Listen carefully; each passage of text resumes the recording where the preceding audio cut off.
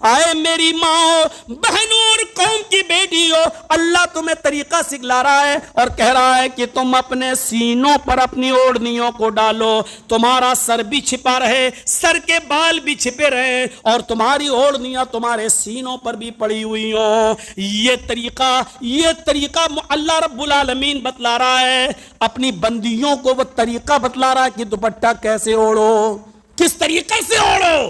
آج وہ شرم و حیا کہاں چلی گئی؟ ٹک ٹاک پر اور انسٹاگرام پر کس کی بہنیں اور کس کی بیٹیاں ویڈیو بنا رہی ہیں؟ کون ہیں؟ کیا ہمیں نہیں معلوم ہے؟ کیا ہم نہیں دیکھ رہے ہیں؟ آپ بھائی ہو تو اپنی بہنوں پر نظر رکھو، باپ ہو تو اپنی بیٹیوں پر نظر رکھو۔ شرم و حیا کا تعلق صرف میرے بھائیوں مردوں سے، عورتوں ہی سے نہیں ہے۔ حضرت عائشہ صدیقہ اس حدیث کی راوی ہے، مسلم شریف کی روایت ہے، فضائل صحابہ میں اس روایت کو دیکھا جا سکتا ہے۔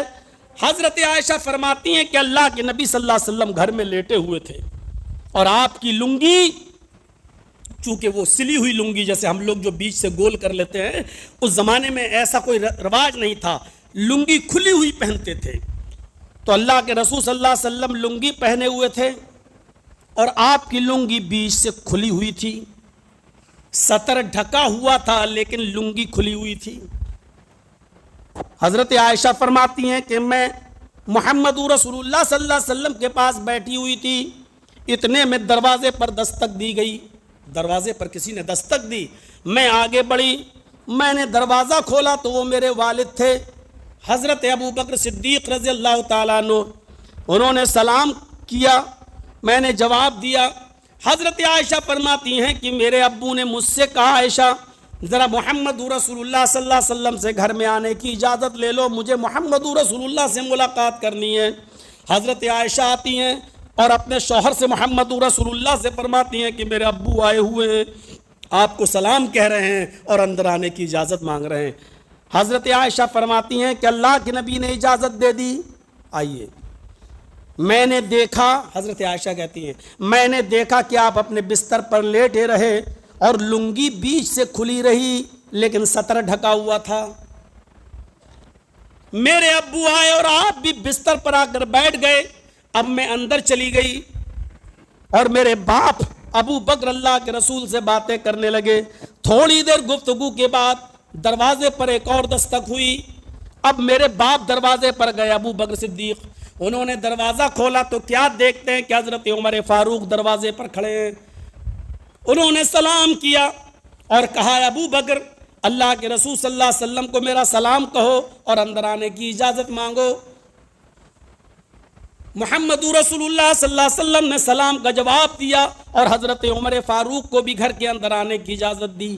حضرت عائشہ فرماتی ہے میں دیکھ رہی تھی حضرت عمر فاروق بھی آئے اور میرے باپ کے پاس آ کر بیٹھ گئے، میرے شوہر کے پاس محمد رسول اللہ کے بستر پر بیٹھ گئے اور اللہ کے رسول صلی اللہ علیہ وسلم لیٹے رہے۔ آپ کی لنگی بیچ سے کھلی رہی لیکن سطر ڈھکا رہا۔ تھوڑی دیر ان لوگوں نے گفتگو کی اور گفتگو کرنے کے بعد پھر آئے، دروازے پر دستک ہوئی۔ اب حضرت ابو بکر صدیق پھر دروازے پر جاتے ہیں، دروازہ کھولتے ہیں تو عثمان غنی رضی اللہ تعالیٰ عنہ ہیں۔ کہا کہ محمد رسول اللہ کو سلام کہو اور مجھے اندر آنے کی اجازت میرے لیے مانگو۔ حضرت ابو بکر اندر آتے ہیں اور کہتے ہیں کہ عثمان آئے ہوئے ہیں، آپ کو سلام کہہ رہے ہیں اور اندر آنے کی اجازت مانگ رہے ہیں۔ آپ نے کہا، ابو بکر ابھی ان کو اندر آنے کی اجازت نہ دو، جب تک میں نہ کہوں ان کو اندر آنے کی اجازت نہ دینا، ابھی ان کو باہر کھڑا رہنے دو۔ پھر حضرت عائشہ فرماتی ہیں کہ میں نے دیکھا محمد رسول اللہ صلی اللہ علیہ وسلم اٹھ کر بیٹھ گئے، آپ نے اپنی لنگی کو سمیٹ لیا، آپ نے اپنی لنگی کو نیچے کر لیا، آپ کی جو لنگی بیچ سے کھلی ہوئی تھی اس کا ایک پرد دوسرے پرد کے اوپر ڈال لیا اور اٹھ کر سنبھل کر صحیح طریقے سے بیٹھ گئے، اور بیٹھنے کے بعد کہتے ہیں، آئے ابو بکر اب عثمان کو اندر آنے کی اجازت دو۔ جب حضرت عثمان اندر آئے، عثمان غنی رضی اللہ تعالیٰ عنہ نبی اکرم کے پاس بیٹھ گئے۔ کچھ دیر ان تینوں نے گفتگو کی اور جب یہ تینوں چلے چلے گئے۔ تب حضرت عائشہ کہتی ہیں کہ اے اللہ کے رسول، آج میں نے ایک عجیب منظر دیکھا، میں آپ کے پاس بیٹھی تھی، آپ لیٹے رہے، میرے باپ ابو بکر آئے، آپ لیٹے رہے، لنگی بیچ سے کھلی رہی، حضرت عمر آئے، آپ لیٹے رہے اور بیچ سے لنگی کھلی رہی، لیکن جب میں نے دیکھا کہ عثمان آئے تو آپ نے ان کو دروازے پر کھڑا رہنے دیا، جب تک آپ سنبھل کر نہیں بیٹھ گئے، اپنی لنگی کو آپ نے سمیٹ نہیں لیا، اور آپ سنبھل کر جب تک بیٹھ نہیں گئے اور آپ نے اپنی لنگی کو بالکل صحیح نہیں کر لیا، تب تک آپ نے ان کو اندر آنے کی اجازت نہیں دی۔ پھر آپ نے ان کو اندر آنے کی اجازت دی۔ آپ نے یہ عمل صرف عثمان کے ساتھ کیا ہے اور بقیہ لوگوں کے ساتھ ایسا نہیں کیا۔ عثمان میں ایسی کون سی خصوصیت ہے کہ آپ اٹھ کر بھی بیٹھ گئے اور آپ نے اپنی لنگی کو سمیٹ لیا اور صحیح درست کر لیا؟ فرمایا عائشہ، عثمان وہ شخصیت ہے جس کے بارے میں تمہیں نہیں معلوم۔ عثمان اتنا حیادار ہے، عثمان اتنا باشرم ہے، عثمان اتنا شرم و حیا کا پیکر ہے کہ عثمان کو دیکھ کر آسمان کے فرشتے بھی حیا کرتے ہیں، عثمان کو دیکھ کر آسمان کے فرشتے بھی شرم کرتے ہیں۔ جس عثمان کو دیکھ کر آسمان کے فرشتے بھی شرم و حیا کرتے ہوں تو محمد اس کو دیکھ کر شرم و حیا کیوں نہیں کرے گا؟ محمد رسول اللہ بھی عثمان سے شرم کیوں نہیں کریں گے؟ مجھے حیا کیوں نہیں آئے گی؟ عثمان تو وہ شخصیت ہے جس کو دیکھ کر آسمان کے فرشتے بھی حیا کرتے ہیں، تو پھر میں حیا کیوں نہیں کروں گا؟ یہ عثمان کے بارے میں اندازہ لگایا۔ مردوں کے اندر بھی شرم و حیا ہوتی ہے، مردوں کے اندر بھی شرم و حیا کا تعلق صرف عورتوں سے نہیں ہے، اس لیے اللہ کے نبی نے کہا اذا لم تستحی ففعل ما شئت۔ ارے میری ماں بہنوں، تم تو وہ عظیم نعمت ہو کہ محمد رسول اللہ نے تمہارے اندر شرم و حیا کی یہ خوبی بتائی ہے کہ عورت کے اندر تو شرم و حیا اتنی ہوتی ہے کہ نکاح کے موقع پر بھی، شادی کے موقع پر بھی پہلے لڑکی سے اجازت لی جاتی ہے نکاح کی کہ فلاں فلاں کے ساتھ تمہارا نکاح ہو رہا ہے، کیا تمہیں وہ رشتہ منظور ہے؟ پہلے لڑکی سے، لیکن اس لڑکی کی شرم و حیا کو سامنے رکھتے ہوئے اللہ کے نبی نے فرمایا کہ زبردستی اس کے منہ سے قبول ہے کا لفظ مت کہلوانا۔ کیوں؟ کیونکہ شرم و حیا ہوتی ہے لڑکیوں میں، اس لیے وہ اپنے زبان سے یہ نہیں کہہ پائیں گی کہ ہاں مجھے نکاح قبول ہے یا مجھے وہ لڑکا قبول ہے۔ اللہ کے رسول نے لڑکیوں کی شرم و حیا کو دیکھتے ہوئے فرمایا اذنھا سماتھا، ایک مرتبہ ان سے پوچھنا، اگر وہ خاموش رہ جائے تو اس لڑکی کی خاموشی ہی کو اس کی اجازت مان لینا، اس کے زبان سے زبردستی مت کہلوانا کہ قبول ہے قبول ہے قبول ہے، زبردستی مت کہلوانا۔ یہ لڑکیوں کی شرم و حیا کا تعلق ہے۔ جس کی زبان سے یہ نہ نکلتا ہو، آج وہ 24 گھنٹے موبائلوں پہ لگی رہتی ہوں، واٹس ایپ پہ چیٹنگ کرتی رہتی ہوں، میسنجر پر چیٹنگ کرتی رہتی ہوں، فیس بک کو انہوں نے اپنے گھر کی لونڈی بنا لیا ہو۔ ذرا تصور کرو کہ آج ہم کس دہلیز پر پہنچ چکے ہیں اور ہماری ماں بہن بیٹیاں کس نوعیت پر پہنچ چکی ہیں اور کہاں پہنچ چکی ہیں اور کہاں کھڑی ہیں۔ جس لڑکی کی زبان سے قبول ہے کا جملہ جو کہ جائز جملہ ہے، نکاح کے موقع پر اتنا بھی زبردستی کہلوانے کی اجازت اللہ کے رسول نے نہیں دی۔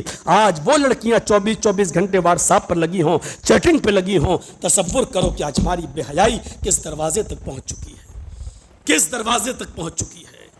نماز، میرے بھائیوں، اللہ کے رسول کے زمانے میں عورتیں مسجدوں میں بھی نماز پڑھنے آیا کرتی تھیں اور امام اللہ کے نبی ہوا کرتے تھے، وہ اللہ کے رسول جنہوں نے کہا کہ اگلی صف میں نماز پڑھنے کا ثواب اتنا ہے کہ اگر کسی کو پتا چل جائے کہ پہلی صف کا ثواب کتنا ہے تو لوگ لڑنے لگیں گے، ایک دوسرے کو قتل کرنے لگیں گے پہلی صف میں آنے کے لیے۔ قرآن اندازی کی نوبت آ جائے گی، پرچیاں پھینکی جائیں گی، جس کا نام نکلے گا وہ آگے۔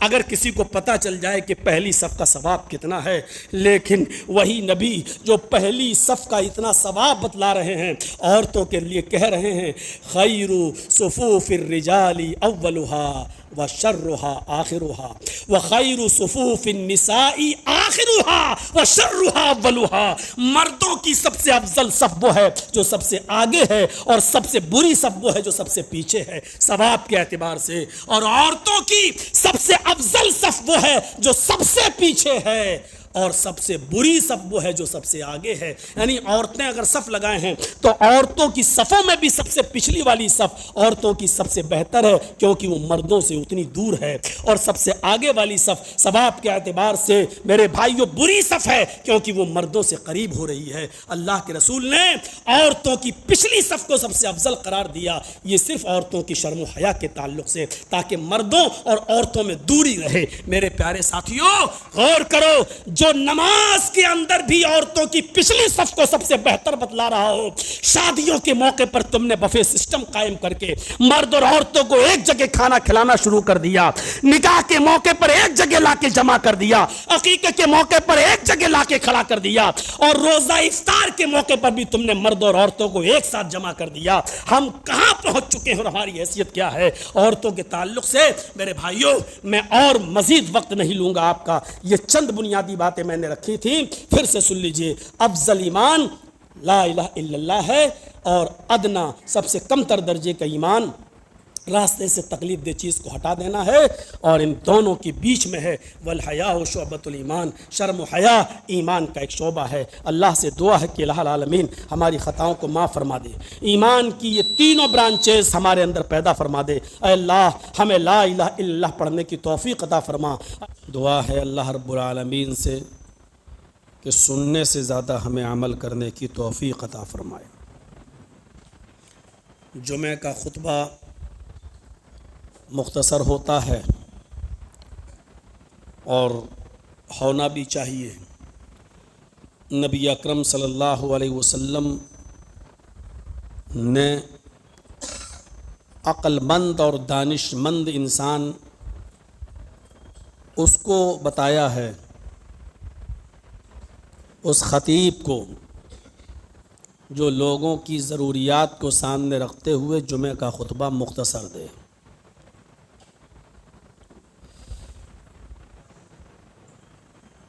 جمعہ کا خطبہ کچھ بنیادی اور اصولی باتوں پر مشتمل ہوتا ہے. نبی اکرم صلی اللہ علیہ وسلم اکثر جمعہ کے خطبوں میں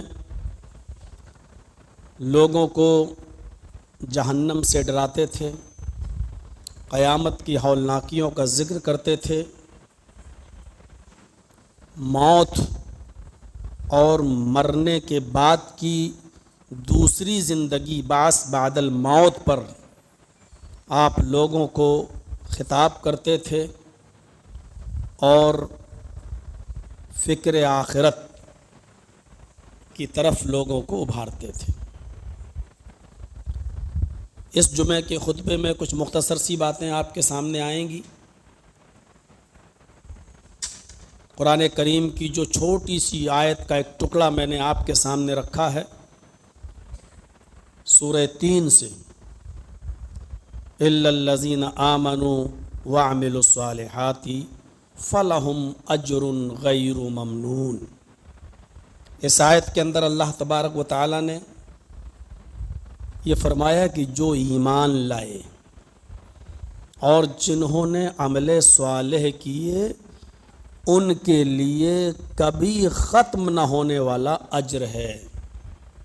ان کے لیے اللہ کے یہاں ایسا اجر ہے جو کبھی ختم نہیں ہوگا. فلہم اجر غیر ممنون, کبھی ختم نہ ہونے والا اجر کس کے لیے ہے؟ جو ایمان لائے اور جنہوں نے عمل صالح کیے. ایمان کی اہمیت اور ایمان کی فضیلت اس آیت سے پتہ چلتی ہے.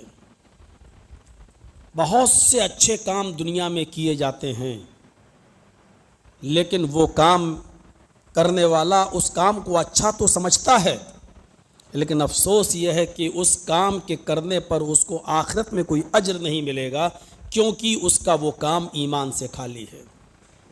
آپ بامبے چلے جائیے, ٹاٹا میموریل ہاسپٹل ہے, کئی مرتبہ میں گیا ہوں اپنے رشتہ داروں کو لے کر, غیر مسلموں کی بھیڑ لگی رہتی ہے, بڑے بڑے پیسے والوں کی بھیڑ لگی رہتی ہے وہاں, اور تلاش کرتے ہیں ایسے مریضوں کو جو بہت غریب ہیں, اور ان کو وہ چیک دیتے ہیں، ان کی مدد کرتے ہیں، کھانے کا ٹرک بھر کے لا رہے ہیں اور بہت زیادہ وہ ہیلپ کرتے ہیں، اور وہ اس کو اچھا کام سمجھتے ہیں، اور ہے بھی غریب لوگوں کی مدد کرنا بظاہر ایک اچھا کام ہے، لیکن یہ کام کرنے والے سب غیر مسلم لوگ ہیں، کتنا اچھا کام کر رہے ہیں، لیکن ان کاموں پر ان کو کوئی اجر نہیں ملے گا، کیونکہ بیچارے وہ کام اچھا تو کر رہے ہیں لیکن ایمان سے خالی ہے۔ ہو سکتا ہے اللہ رب العالمین ان کو ان کے اچھے کاموں کی وجہ سے دنیا میں اجر دے دے، لیکن آخرت کے اندر ان کا کوئی اجر نہیں، کیونکہ ان کا یہ کام ایمان کی دولت سے خالی ہے۔ ہمیں اللہ کا شکر ادا کرنا چاہیے کہ اس نے ہمیں اچھے کام کرنے کے موقع عطا فرمائے، اور ساتھ میں ایمان بھی ہے۔ ایمان کی مفصل بحث تو ہم اس مختصر سے جمعے کے خطبے میں آپ کے سامنے نہیں کر سکتے ہیں، نہ ہی رکھا جا سکتا ہے۔ ایک حدیث ہے جس کو میں نے خطبہ مسنونہ کے بعد آپ کے سامنے پڑھا ہے، اس حدیث کے اندر ایمان کی 3 برانچز کا، ایمان کی 3 شاخاؤں کا ذکر کیا ہے اللہ کے نبی صلی اللہ علیہ وسلم نے۔ آج انہی 3 شاخاؤں کے بارے میں مجھے آپ کے سامنے کچھ رکھنا ہے۔ اللہ رب العالمین سے اس دعا کے ساتھ کہ اللہ کہنے والے کو بھی اور سننے والوں کو بھی عمل کی توفیق عطا فرمائے۔ نبی اکرم صلی اللہ علیہ وسلم نے فرمایا الایمان بضع و 70 شعبۃ، ایمان کی 70 سے زیادہ برانچز ہیں، شاخائیں ہیں، 70 سے زیادہ،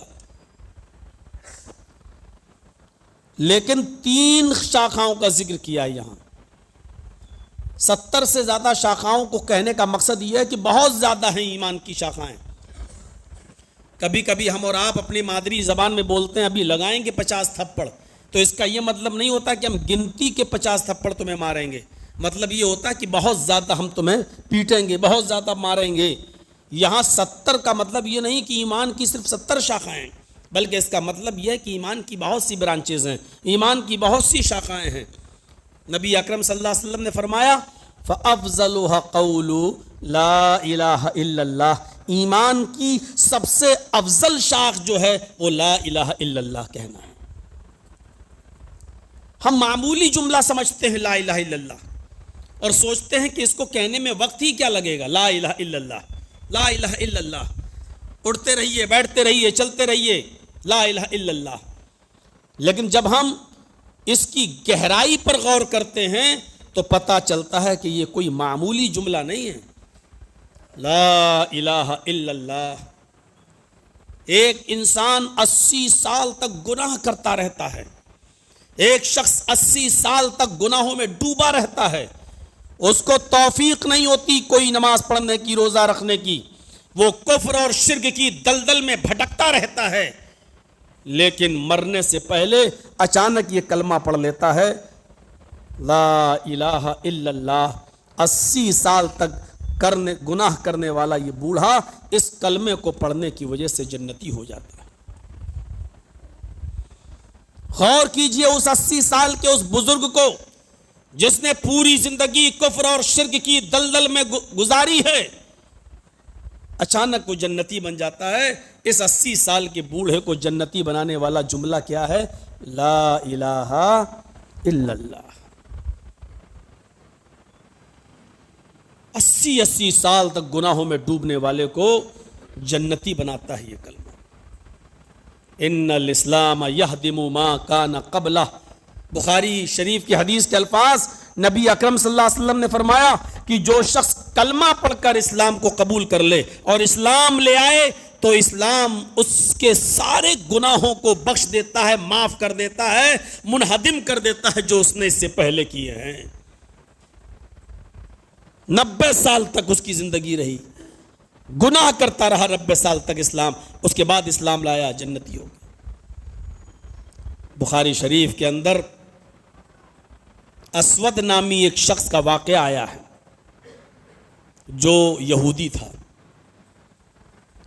اور جب محمد رسول اللہ صلی اللہ علیہ وسلم اور آپ کے صحابہ نے جب خیبر کا محاصرہ کیا، خیبر کا جب محاصرہ کیا تو خیبر کا یہ یہودی اس وقت بکریاں چرانے کے لیے جنگل میں گیا ہوا تھا، جب وہ لوٹ کر آیا بکریوں کو لے کر تو اس نے دیکھا کہ خیبر قلعے کا محاصرہ ہو چکا ہے.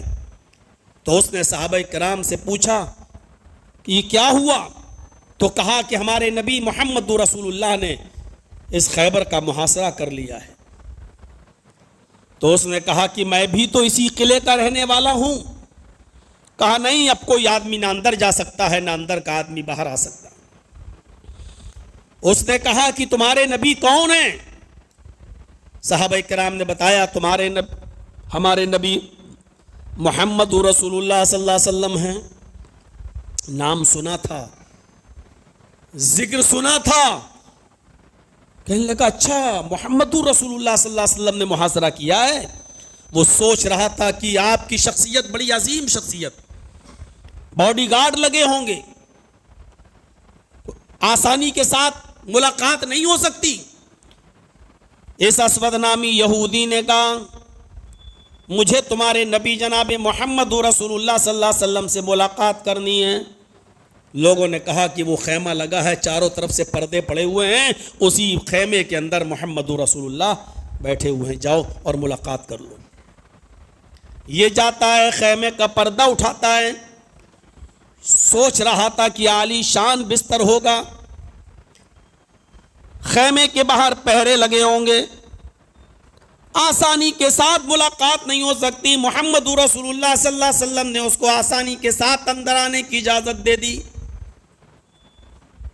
اس نے دیکھا کہ کچی زمین کے اوپر محمد رسول اللہ صلی اللہ علیہ وسلم تشریف فرمائے. کچھ گفتگو کرتا ہے اور کہتا ہے کہ اے محمد رسول اللہ صلی اللہ علیہ وسلم، آپ کے کہنے پر اگر میں ایمان لے آؤں، اسلام لے آؤں تو میرے لیے کیا ہے؟ آپ نے فرمایا فلک الجنہ، اگر تو کلمہ پڑھ لیتا ہے، اسلام لے آتا ہے تو تیرے لیے جنت ہے. اس نے کہا اگر میں اسلام نہیں لاتا ہوں، کلمہ نہیں پڑھتا ہوں تو؟ آپ نے فرمایا فلک النار، تیرے لیے جہنم ہے. اپنے کسوٹی پر پرکھتا ہے اور بالآخر وہ اسلام قبول کرنے پر آمادہ ہوتا اور کہتا ہے کہ میں اسلام لانے کے لیے تیار ہوں. اس نے کہا یدک ابایک علی الاسلام، اے اللہ کے نبی اپنا ہاتھ بڑھائیے، میں اسلام پر بیعت کرتا ہوں. اللہ کے نبی نے اپنا ہاتھ بڑھایا اور اس نے اسلام قبول کر لیا. اشہد ان لا الہ الا اللہ واشہد ان محمدًا عبدہ ورسولہ واشہد ان محمدًا عبدک ورسولہ، اور میں اسلام قبول کرتا ہوں اس بات پر کہ اللہ کے علاوہ کوئی معبود نہیں اور آپ اللہ کے بندے اور اس کے رسول ہیں. آپ نے کہا ٹھیک. کہا مجھے کوئی کام بتائیے، میں کیا کام کروں؟ آپ نے کہا میری ایک ٹیم، صحابہ کی ایک فوج جنگ کے لیے، جہاد کے لیے گئی ہوئی ہے، تم بھی چلے جاؤ. اس نے کہا اللہ کے رسول میں تیار ہوں، میں جہاد میں شریک ہونا چاہتا ہوں. آپ نے کہا اس وقت نہیں. کہا کیوں؟ کہا بھی تمہارے پاس بکریاں ہیں، ان بکریوں کو ان کے مالک کے حوالے کر دو. ابھی تو بکریاں چرانے گئے تھے تم، یہ بکریاں جن کی ہیں ان کے حوالے کر دو. اگر تم میدان جہاد میں شہید بھی ہو گئے، اگر ان بکریوں کو ان کے مالک کے حوالے نہیں کیا تو تمہیں جنت کی خوشبو بھی نہیں ملے گی. پہلے ان کی امانتوں کو ان کے حوالے کرو جن کی یہ امانتیں ہیں. غور کیجئے، جہاد جیسا ایک عظیم ستون اسلام کا، لیکن اللہ کے رسول کہہ رہے ہیں پہلے لوگوں کی امانتیں ان کے حوالے کرو. اس سے آپ اندازہ لگا سکتے ہیں کہ اسلام اس عمل کو بھی جائز قرار نہیں دیتا جو بہت بڑا عمل ہے اسلام کی نظر میں، لیکن اگر لوگوں کے حق آپ نے مارے ہیں یا لوگوں کی حق تلفیاں کی ہیں یا لوگوں کی کچھ چیزیں آپ کے پاس ہیں، جب تک ان کے حوالے نہیں کرتے ہو تب تک. کہا اللہ کے رسول میں روزانہ ان بکریوں کو دروازے تک چھوڑ دیتا ہوں شہر کے، اور یہ بکریاں اپنے اپنے گھروں میں خود چلی جاتی ہیں، یعنی اپنا گھر پہچانتی ہیں. آپ نے کہا روزانہ کے معمول کے مطابق تم ان بکریوں کو آج بھی شہر کے دروازے تک چھوڑ کے آؤ، اس کے بعد تم بری ہوگے. وہ جاتا ہے اسود اور بکریوں کو شہر کے دروازے پر چھوڑ کر چلا آتا ہے. بکریاں وہاں سے چھلانگتی ہوئی اور پھلانگتی ہوئی اپنے اپنے گھر پہنچ جاتی ہیں. اب آتا ہے, اے اللہ کے رسول, ان بکریوں کو جہاں میں چھوڑتا ہوں وہاں چھوڑ آیا ہوں. آپ نے کہا بکریاں اپنے اپنے مالک کے گھر پہنچ گئیں, اب تم جہاد میں شریک ہو جاؤ. وہ شخص جاتا ہے اور جہاد میں شریک ہو جاتا ہے, اور جہاد میں جاتے ہی تھوڑی دیر لڑتا ہے اور شہید ہو جاتا ہے.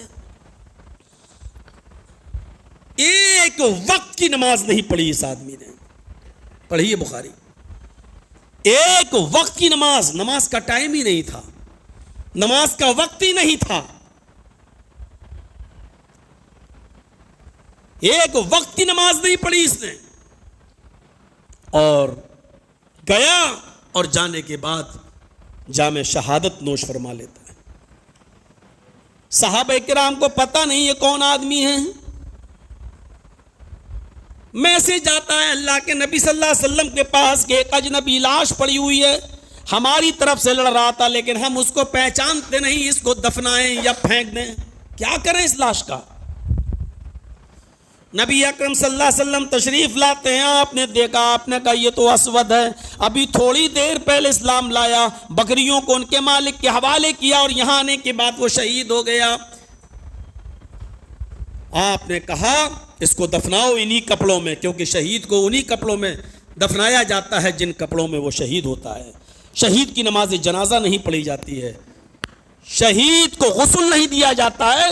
آپ نے بغیر غسل دیے ہوئے, بغیر نیا کفن پہنائے ہوئے انہی کپڑوں میں اسود کو دفن کروایا, اور اس کی قبر کے پاس کھڑے ہو کر آپ نے فرمایا یہ پہلا وہ شخص ہے جس نے ایک بھی وقت کی نماز نہیں پڑھی اور اللہ نے اس کو جنت میں داخل کر دیا, اللہ اس کو جنت دے گا, یہ جنتی شخص ہے. اسود جس کی پوری زندگی کفر اور شرک میں گزری تھی, لیکن شہادت سے پہلے کلمہ پڑھ لیا, ایک وقت کی نماز نہیں پڑھی, اور اس کلمے کو پڑھنے کی وجہ سے جب وہ شہید ہوا تو کہاں جا رہا ہے, جنت کے اندر داخل ہو رہا ہے. ہم اس کو معمولی کلمہ سمجھتے ہیں, یہی کلمہ ہے جو انسان کو جنتی بناتا ہے, اور یہی وہ کلمہ ہے جس کو نہ پڑھنے کی وجہ سے انسان جہنمی ہو جاتا ہے. ایک طرف اس واقعے کو سامنے رکھیے کہ ایک وقت کی نماز نہیں پڑھی اور مرنے سے پہلے کلمہ پڑھ لیا, کہاں گیا, جنتی, کہاں گیا, جنت میں. اور ایک طرف خود نبی اکرم صلی اللہ علیہ وسلم کے سگے چچا ابو طالب کا منظر دیکھیے. پوری زندگی نبی کی خدمت کی, پوری زندگی نبی کا ساتھ دیا. بھتیجے جاؤ, اللہ نے تمہیں جو حکم دیا ہے, جو آرڈر دیا ہے دعوت و تبلیغ کا تم کرو. دیکھتا ہوں میری زندگی میں کون تمہارے اوپر غلط نظر ڈال سکے. جب تک میرے اندر جان میں جان ہے, روح ہے, تب تک کوئی ٹیڑھی نظر کر کے آپ کو نہیں دیکھ سکتا. اتنی خدمت نبی کی, اتنا تعاون نبی کا, اتنی ہیلپ نبی کی. لیکن جب وہ بیمار ہوتے ہیں, ہمارا ظلمات میں مبتلا ہوتے ہیں, تو اللہ کے نبی صلی اللہ علیہ وسلم کہتے ہیں آئے میرے چچا, ابو جہل بھی بیٹھا ہے, ابو لہب بھی بیٹھا ہے, اور بھی بڑے بڑے روسائے عرب بیٹھے ہوئے ہیں. اللہ کے نبی صلی اللہ علیہ وسلم ان سے گزارش کرتے ہیں, بخاری کی الفاظ, قل لا الہ الا اللہ فی اذنی. اے میرے چچا ان سب کے سامنے نہیں, صرف چپکے سے میرے کان میں ہی کہہ دیجئے لا الہ الا اللہ. صرف اکیلے میں, تنہائی میں میرے کان میں کہہ دیجئے, زور سے بھی مت بولیے, صرف کان میں کہہ دیجئے لا الہ الا اللہ. انشاءاللہ قیامت کے دن میں اللہ سے سفارش کر کے آپ کو جنت میں لے جاؤں گا. اللہ رب العالمین سے میں حجت کر سکتا ہوں, اللہ کے سامنے میں کہہ سکتا ہوں کہ اللہ میرے چچا نے میرے کان میں لا الہ الا اللہ کہہ دیا. آپ کو شرم آتی ہے, ڈر لگتا ہے لوگوں سے, یہ لوگ کیا کہیں گے, تو آپ ان کے سامنے نہیں, صرف میرے کان میں کہہ دیجئے لا الہ الا اللہ. کان میں کہنے کے لیے کہا تھا اللہ کے نبی صلی اللہ علیہ وسلم نے, لیکن چچا ابو طالب نے کہا بھتیجے نہیں, میں اسی دین پہ مرنا چاہتا ہوں جس دین پر میرے باپ عبد المطلب مرے تھے. میں نہیں چاہتا ہوں کہ میرے مرنے کے بعد لوگ تانا ماریں کہ دیکھو اپنے بھتیجے سے ڈر گیا اور اپنے بھتیجے کے آگے سرنڈر کر دیا, اس نے ڈرایا جہنم سے اور قیامت سے, اور چچا ڈر گیا اور مرتے وقت اپنے باپ دادا کا دین چھوڑ دیا. نہیں بھتیجے, میں اسی دین پہ مرنا چاہتا ہوں جس دین پہ میرے باپ دادا مرے تھے. ابو طالب کا انتقال اپنے باپ دادا کے دین پر ہو گیا. محمد رسول اللہ صلی اللہ علیہ وسلم اپنے چچا کے انتقال کے بعد بھی اللہ سے مغفرت کر رہے ہیں, اپنے مغفرت کی دعا کر رہے ہیں, اپنے چچا کی بخشش کی دعا کر رہے ہیں. آسمان سے وحی نازل ہوتی ہے, اے محمد صلی اللہ علیہ وسلم, اے میرے پیارے حبیب, اگر 70 مرتبہ بھی اپنے چچا کے لیے دعا کرو گے تو ہم قبول نہیں کریں گے, اس لیے کہ آپ کا چچا حالت کفر میں مرا ہے, شرک میں مرا ہے, وہ جہنم ہی میں جائے گا. وہ الگ بات ہے کہ آپ کا تعاون اور مدد کرنے کی وجہ سے ہم اس کو ہلکا عذاب دے دیں, لیکن جنت میں داخل نہیں کر سکتے. میرے بھائیوں غور کرو, پوری زندگی نبی کا ساتھ دیا لیکن مرنے سے پہلے یہ کلمہ نصیب نہیں ہوا. کہاں گیا؟ جہنم میں. 2 واقعے ہم نے آپ کے سامنے رکھے, ایک اسود کا, ایک ابو طالب کا. اسود ایک وقت کی نماز نہیں پڑھتا ہے, مرنے سے پہلے کلمہ نصیب ہو جاتا ہے. کہاں جاتا ہے؟ جنت میں. اور چچا پوری زندگی نبی کی خدمت کرتا ہے, پوری زندگی نبی کی دیکھ بھال کرتا ہے, لیکن مرنے سے پہلے اس کو کلمہ نصیب نہیں ہوا. کہاں جا رہا ہے؟ جہنم میں. اندازہ لگائیے. فَأَفْضَلُهَا قَوْلُ لَا إِلَهَ إِلَّا اللَّهِ. ایمان کی پہلی شاخ کیا ہے؟ افضل لا الہ الا اللہ. اس کلمے کی حقیقت کو جاننے کی کوشش کریے. آج کتنے مسلمان ہیں جو اس کلمے کو پڑھتے لا الہ الا اللہ, لیکن اس کے مطالبے کو پورا نہیں کرتے.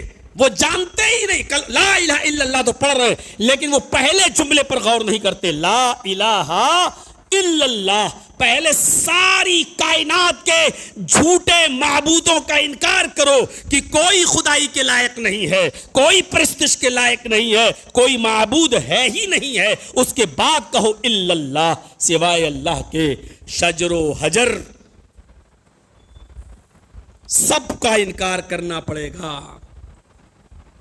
اس کے بعد اللہ کی وحدانیت کا اقرار کرنا پڑے گا. یہ تو سب سے افضل شاخ ہو گئی لا الہ الا اللہ. اور دوسری برانچ سب سے نچلی, وَأَدْنَاهَا إِمَاطَةُ الْأَذَى عَنِ الطَّرِيقِ, راستے سے تکلیف دہ چیز کو ہٹا دینا. سب سے افضل لا الہ الا اللہ اور سب سے ادنا کمتر درجے کا ایمان کی شاخ کیا ہے؟ راستے سے تکلیف دہ چیز کو ہٹا دینا. یہ بھی ایمان ہے. آپ 4 ویلر سے جا رہے ہیں, آپ اسٹینڈرڈ گاڑی سے کیوں نہ جائیں, فارچونر پہ بیٹھے ہوئے ہیں, اگر آپ کے راستے میں بیچوں بیچ سڑک پر کوئی بڑا پتھر پڑا ہے تو آپ کے ایمان کا تقاضا یہ کہتا ہے کہ آپ اپنی گاڑی کو سائیڈ میں روکیے اور اس بڑے پتھر کو راستے سے ہٹائیے. یہ ایمان کا ایک حصہ ہے. لیکن آج ہماری حالت یہ ہے کہ راستے میں پڑی ہوئی گندگی کو اور راستے میں پڑے ہوئے کیلے کے چھلکے کو اور راستے میں پڑے ہوئے پتھر کو ہٹانا ہم اپنی شان کے خلاف سمجھتے ہیں. اتنی اسٹینڈرڈ گاڑی پر بیٹھ کر ہم راستے سے کیلے کے چھلکے کو ہٹائیں گے؟ ہٹائے گا جس کی ڈیوٹی ہے. آپ کو نہیں معلوم, آپ گزر گئے اور کوئی اندھا بیچارہ بھی سڑک پر جا رہا ہے, اچانک اس کا پیر اسی کیلے کے چھلکے پر پڑ کر پھسل گیا اور گر گیا اور اس کی ریڑھ کی ہڈی ٹوٹ گئی, اس کی کمر ٹوٹ گئی, اس کے پیر کی ہڈی ٹوٹ گئی. ذرا غور کرو, اللہ کے نبی صلی اللہ علیہ وسلم راستے سے تکلیف دہ چیز کو ہٹانے کو ایمان کا ایک حصہ قرار دے رہے ہیں.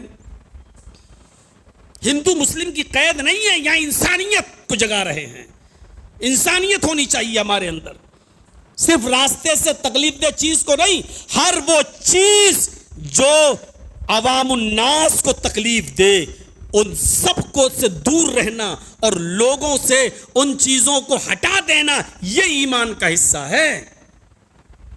رات میں 3 اور 3:30 بجے اٹھ گئے, مسجد کا مائک پکڑ لیا رمضان کے مہینے میں اور لگے نعتیں پڑھنے اور لگے قوالیاں کرنے اور مائک پکڑ کے زور زور سے جگا رہے ہیں لوگوں کو, اٹھیے روزدار بھائیوں, سحری بنائیے, سحری کیجئے, اتنے بج چکے ہیں, اتنی دیر باقی ہے. یہ ساری کی ساری چیزیں لوگوں کو تکلیف دینے کے ضمن میں آتی ہیں۔ میرے بھائیوں، آپ کون ہوتے ہیں لوگوں کو اٹھانے والے؟ کون سی حدیث میں آیا کہ سحری کے لیے لوگوں کو جگائیے؟ کیونکہ سحری ہمارے اور آپ کے لیے ہے، لیکن ان بوڑھے لوگوں کے لیے روزہ نہیں ہے جو دائم المریض ہیں، جن کو ڈاکٹروں نے منع کر دیا ہے کہ روزہ نہیں رکھ سکتے ہیں۔ وہ بیچارے اپنے ہر روزے کے بدلے میں ایک فدیہ دیں گے، وہ ایک مسکین کو کھانا کھلائیں گے۔ آپ ان کو پریشان کیوں کر رہے ہیں؟ وہ بیچارہ ڈاکٹر نیند کی گولی دیتا ہے اس کو، وہ نیند کی ٹیبلیٹ کھا کر سوتا ہے، ابھی اس کی نیند پوری بھی نہیں ہو پائی کہ آپ کے مائک کی آواز نے اس کو ڈسٹرب کر کے اٹھا دیا۔ اب اس پر روزہ فرض نہیں ہے بیچارے پر، لیکن اب اس کو بھی جاگنا پڑ رہا ہے۔ ان عورتوں کو بھی آپ جگا رہے ہیں جو اپنے بچوں کو دودھ پلا رہی ہیں، جن کی اوپر روزہ نہیں ہے، وہ بعد میں اس کی قضا کریں گی، لیکن آپ کے مائک کی آواز سے ان کی نیندوں میں بھی ڈسٹرب ہو رہا ہے۔ جو حاملہ ہیں، جن کے پیٹ میں بچہ ہے اور جن کو روزہ رکھنے کی رخصت دی ہے شریعت نے، آپ ان کو بھی اٹھا رہے ہیں، آپ ان کو بھی بیدار کر رہے ہیں۔ جو بیمار ہیں، جو روزہ نہیں رکھ سکتے ہیں، جن کو ڈاکٹروں نے منع کیا ہے، آپ ان کی نیندیں بھی خراب کر رہے ہیں۔ آپ اس کو بڑا نیک کام سمجھ رہے ہیں، جبکہ یہ نیک کام نہیں ہے۔ آپ کون ہوتے ہیں کسی کو اٹھانے والے؟ جس کو روزہ رکھنا ہے وہ خود اپنے روزے کے اٹھنے کا انتظام کرے گا۔ کہ آپ سال کے 12 مہینے فجر میں سب کو اٹھاتے ہیں؟ جب نماز افضل عبادت ہے، جب آپ 12 مہینے نماز کے لیے لوگوں کو نہیں اٹھاتے ہیں، تو آپ 1 مہینے روزے داروں کو سحری کے لیے اٹھائیں گے؟ کہاں کی شریعت ہے اور کون سی شریعت ہے یہ؟ کچھ لوگ اپنے گھر کی گلی میں بیٹے یا بیٹی کی شادی کے وقت شامیانہ ٹان لیتے ہیں، اب کسی عام راستہ بند کر دیتے ہیں، اب لوگوں کو 1 کلومیٹر اور 2 کلومیٹر دور سے اپنے بائک کو لے کے جانا پڑتا، اپنی گاڑی کو گھما کے جانا پڑ رہا ہے۔ یہ لوگوں کو تکلیف دینا ہے، یہ لوگوں کو تکلیف دینے کے ضمن میں آتا ہے، یہ بھی تکلیف دینا ہے۔ اماطۃ الاذى عن الطریق، راستے میں آپ گئے اور گاڑی کو بیچوں بیچ سڑک پہ آپ کھڑا کر رہے ہیں، یا ایسی جگہ پر آپ پارک کر رہے ہیں گاڑی کو جہاں لوگوں کی گزرگاہ ہے اور آپ کی وجہ سے راستہ جام ہو رہا ہے، غلط جگہ پر پارک کرنا بھی اسی ضمن میں آتا ہے کہ آپ لوگوں کو تکلیف دے رہے ہیں۔ ہر وہ چیز جس سے لوگوں کو تکلیف پہنچے، میرے بھائیوں، اس سے ہمیں بچنا چاہیے۔ اماطۃ الاذى عن الطریق، راستے سے گندگی کو ہٹا دینا اور ہر تکلیف دہ چیز کو ہٹا دینا ایمان کا ایک حصہ ہے۔ اور ایک اور چیز کی طرف میں آپ کو لینا چاہتا ہوں، آئیے، جو تیسری چیز کی طرف اشارہ کیا جو ایمان کا ایک حصہ ہے۔ اللہ کے نبی صلی اللہ علیہ وسلم نے فرمایا، پہلی چیز ہو گئی لا الہ الا اللہ، دوسری چیز ہو گئی راستے سے تکلیف دہ چیز کو ہٹانا، اور تیسری چیز ہے والحیاء شعبۃ من الایمان، حیا بھی ایمان کا ایک شعبہ ہے۔ حیا، شرم و حیا، یہ ایمان کا ایک شعبہ ہے۔ میرے بھائیوں، شرم و حیا کا تعلق صرف عورتوں سے نہیں ہے، شرم و حیا کا تعلق مردوں سے بھی ہے۔ اور بخاری شریف کی حدیث ہے، اللہ کے نبی صلی اللہ علیہ وسلم نے فرمایا، اذا لم تستحی ففعل ما شئت، اگر تیرے اندر سے شرم و حیا نکال لی گئی، اذا لم تستحی، اگر تیرے اندر حیا نہ رہی، اگر حیا تیرے اندر سے چھین لی گئی، اگر حیا تیرے اندر سے نکال لی گئی، ففعل ما شئت، تو جو بھی تیرے دل میں آئے وہ کر، یعنی پھر تو جو چاہے گا وہ کرے گا۔ آج ہماری ماں، بہن اور بیٹیوں کے دلوں سے یہ حیا نکل گئی نا، شرم و حیا نکل گئی، اس لیے وہ جو مرضی آ رہی ہے کر رہی ہیں۔ کیوں کر رہی ہیں؟ کیونکہ شرم و حیا ختم ہو گئی۔ آج کیا زبردست حدیث ہے۔ عبداللہ ابن مسلمہ قعنبی رحمت اللہ علیہ، زبردست ایک بزرگ گزرے ہیں، لیکن بزرگ تو بعد میں بنے ہیں، لیکن اس سے پہلے بہت شریر تھے۔ پڑھیے ان کی سیرت۔ عبداللہ ابن مسلمہ قعنبی بہت شریر، چھوڑے قسم کے انسان تھے، کوئی برائی ایسی نہیں تھی جو ان کے اندر نہ پائی جاتی ہو۔ ایک بار امام شعبہ رحمت اللہ علیہ کہیں گزر رہے تھے، جا رہے تھے، اور عبداللہ ابن مسلمہ نے ان کو پکڑ لیا راستے میں اور چھچوراپن اور شکایت ان سے کرنے اور کیا مذاق. امام شعبہ بہت بڑے محدث گزرے ہیں. امام شعبہ سے کہنے لگے حدثنی حدیثاً، کوئی حدیث سناؤ نا. جیسے کوئی چھچورا اور بدقماش آدمی کسی مولوی کو اور حافظ کو پکڑ کے مذاق میں کہے حافظ جی ذرا سناؤ نا قرآن کی آیت، راستے میں پکڑ کے ذرا سناؤ نا، اے مولانا ذرا تقریر کرو نا. ایسے ہی مذاق میں راستے میں پکڑ کے کہنے لگے عبداللہ ابن مسلمہ امام شعبہ سے حدثنی حدیثاً، کوئی حدیث سناؤ نا. انہوں نے کہا جاؤ یار حدیث سنو گے، تمہاری بساط ہے، تمہاری اوقات ہے، تم حدیث سنو گے. چور تم ہو، شرابی تم ہو، کبابی تم ہو، چھچورے تم ہو، بدماش تم ہو، اور تم حدیث سنو گے. ارے جاؤ یہاں سے. غریبان پکڑ لیا عبداللہ ابن مسلمہ نے امام شعبہ کا. اے حدیث سناؤ میں جانے نہیں دوں گا. مذاق میں حدیث سناؤ میں جانے نہیں دوں گا، سناؤ. تو کہا اچھا حدیث ہی سننا چاہتے ہو؟ کہاں. کہا تو سنو. امام شعبہ حدیث سناتے ہیں اور حدیث سناتے ہوئے کہتے ہیں کہ حدثنا احمد بن یونس عن زہیر قال حدثنا منصور عن ربعی بن حراش قال حدثنا ابو مسعود عقبہ رضی اللہ تعالی عنہ قال قال رسول اللہ صلی اللہ علیہ وسلم اذا لم تستحی ففعل ما شئت. اے عبداللہ ابن مسلمہ سنو، ہم سے بیان کیا حدثنا احمد ابن یونس. احمد ابن یونس نے، وہ کہتے ہیں روایت کرتے ہیں حضرت زہیر سے. حضرت زہیر کہتے ہیں کہ ہم سے بیان کیا منصور نے، اور منصور کہتے ہیں کہ ہم سے روایت کیا عن ربعی ابن حراش، ربعی ابن حراش نے، اور ربعی ابن حراش کہتے ہیں کہ حدثنا، ہم سے بیان کیا ہے ابو مسعود عقبہ. حضرت ابو مسعود عقبہ رضی اللہ تعالیٰ عنہ نے وہ بیان کرتے ہیں کہ ہم سے بیان کیا جناب محمد رسول اللہ صلی اللہ علیہ وسلم نے. کیا بیان کیا کہ اذا لم تستحی ففعل ما شئت. جب کسی کے اندر سے شرم نکال لی جائے، کسی کے اندر سے حیا نکال لی جائے، ففعل ما شئت، تو اس کے دل میں پھر کوئی چیز نہیں رہتی. وہ جو چاہے کرے گا، جتنی بدماشی کرنا چاہے گا کرے گا، جتنی عیاری اور مکاری کرنا چاہے گا کرے گا. کیونکہ اس کے دل کے جب شرم نکال لی گئی، جب حیا نکال لی گئی، تو اس سے اب کسی خیر کی امید نہیں ہے. اس کے دل میں جو آئے گا وہ کرے گا. یہ حدیث حضرت امام شعبہ نے سنائی ہے، اور کس کو سنا رہے ہیں؟ عبداللہ ابن مسلمہ قعنبی رحمت اللہ علیہ کو. اس حدیث کو سننے کے بعد عبداللہ ابن مسلمہ قعنبی کانپ جاتے ہیں کہ میرے ہی منہ پر ایسی حدیث کہ جب کسی کے دل سے شرم و حیا نکال لی جائے تو اس کے دل میں جو آئے گا وہ کرے گا. خیر کی کوئی امید نہیں، یہیں سے ان کو چھوڑ دیتا ہے. امام شعبہ اپنے گھر جاتے ہیں اور عبداللہ ابن مسلمہ یہیں سے ان کی زندگی میں انقلاب آتا ہے.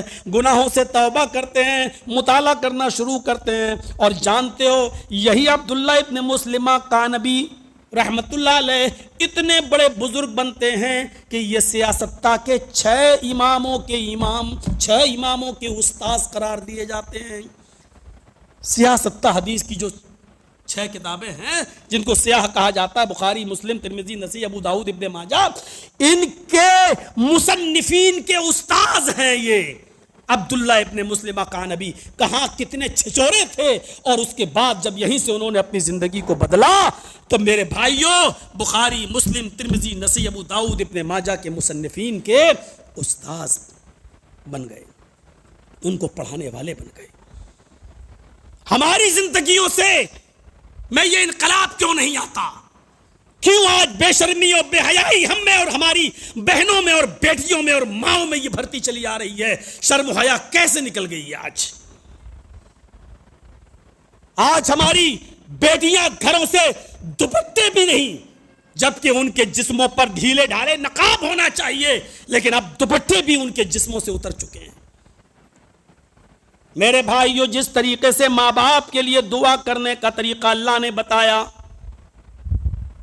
رب ارحمہما کما ربیانی صغیرا، والدین کے لیے دعا ویسے مانگو جیسے ہم بتلا رہے ہیں کہ اللہ میرے ماں باپ پر ویسی رحم فرما جیسے بچپن میں ان لوگوں نے میرے اوپر رحم فرمایا۔